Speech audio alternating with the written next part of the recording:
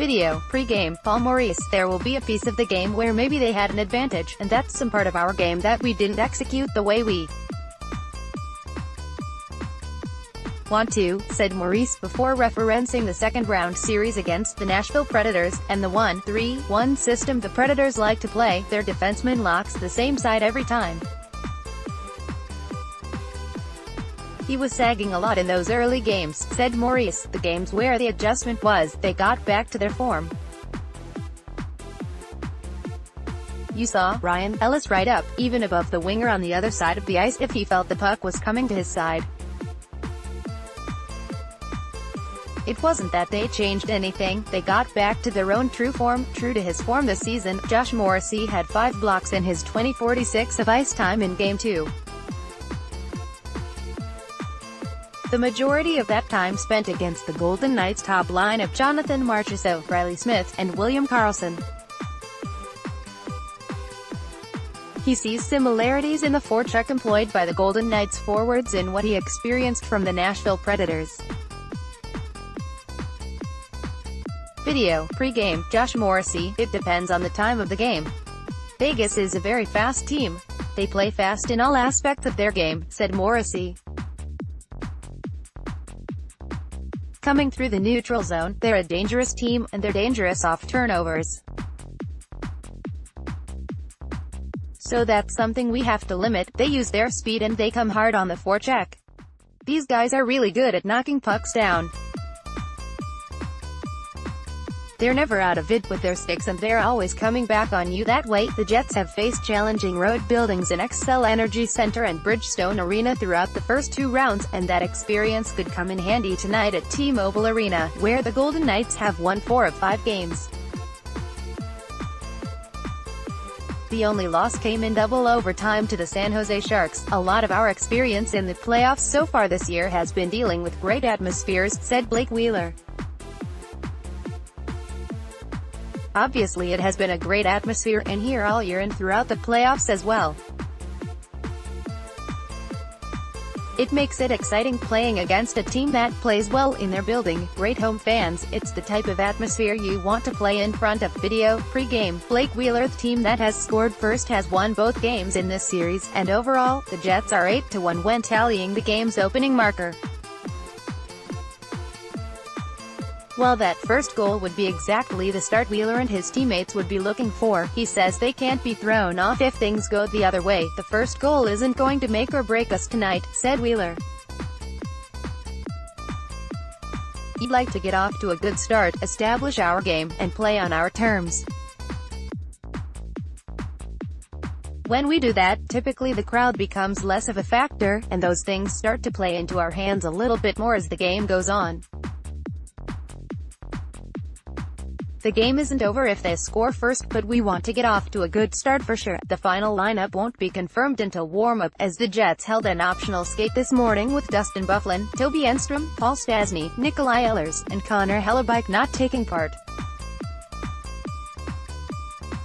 As they have all postseason long, the Jets are looking at tonight's game as an opportunity. Video, pre-game, Ben Sherratt. I think we've played our best hockey all year bouncing back, said Wheeler. We lost a couple games in a row this year. We always seemed to bounce back from it. It seems like when our backs are against the wall, it brings out the best in our group. It's no guarantees in here tonight, but I think we're going to play our game, and it's going to give us an opportunity. Mitchell Clinton, WinnipegJets.com. Jets game note. Tonight's game. Winnipeg Jets are on the road tonight for Game 3 of the best-of-7 Western Conference Final against the Vegas Golden Knights. The Jets lost 3-1 in Game 2 of the series on Monday night at Bell MTS Place in Winnipeg. The series is tied at 1 win apiece. Game 4 of the series is slated for Friday in Vegas. The series shifts back to Winnipeg for Game 5 on Sunday afternoon.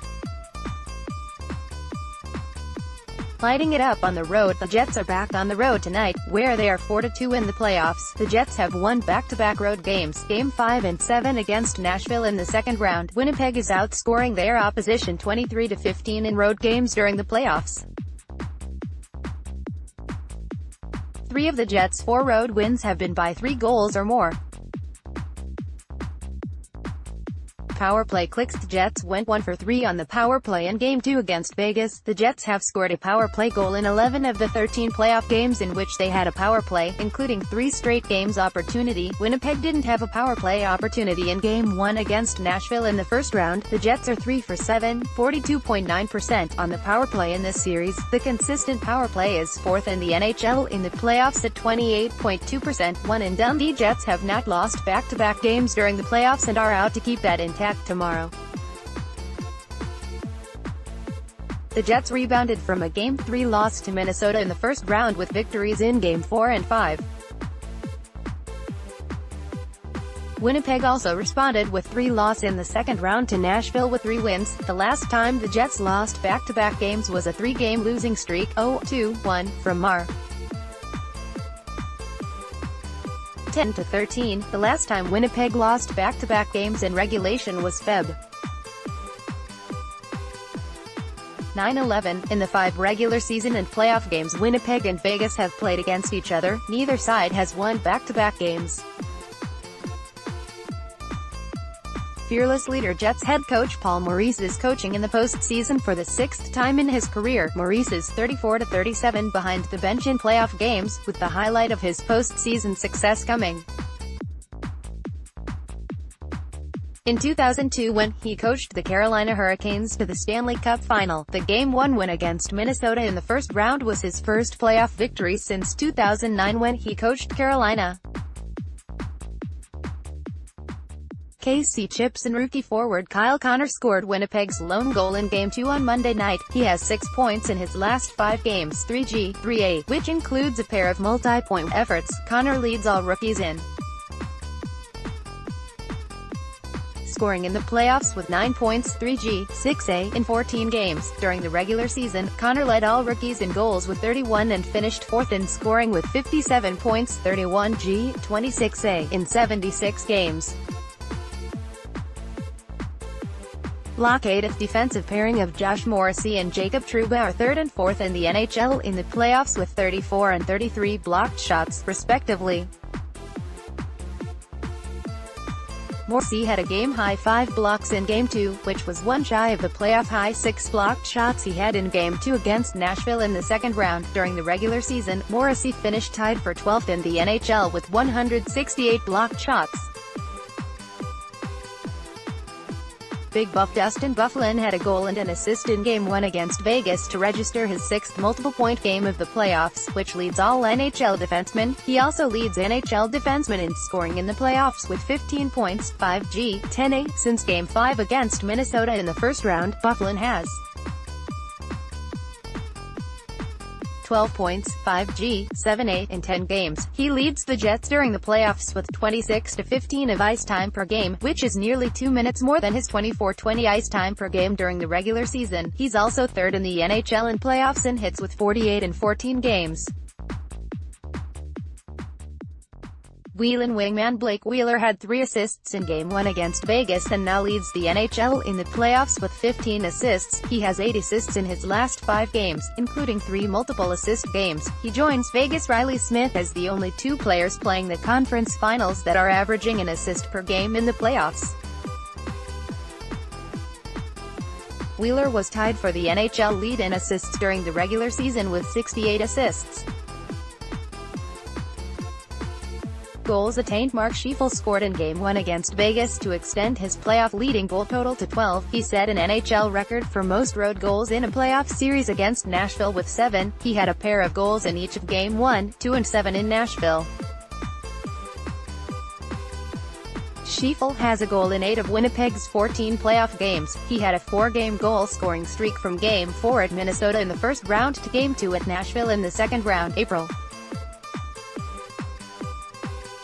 17-29, and has scored in 2 of his last 3 games, by adding an assist in Game 1. Scheifele has 8 multiple-point games in 14 contests. OT Magic. Dustin Byfuglien and Paul Stastny are the only 2 players on the Jets roster to score an overtime goal in the Stanley Cup playoffs. Byfuglien did it during his time with the Chicago Blackhawks, while Paul Stastny did it with the Colorado Avalanche, which occurred against these same Wild on April 17-14. In that game Stastny also scored the game-tying goal with 14 seconds remaining in the third period.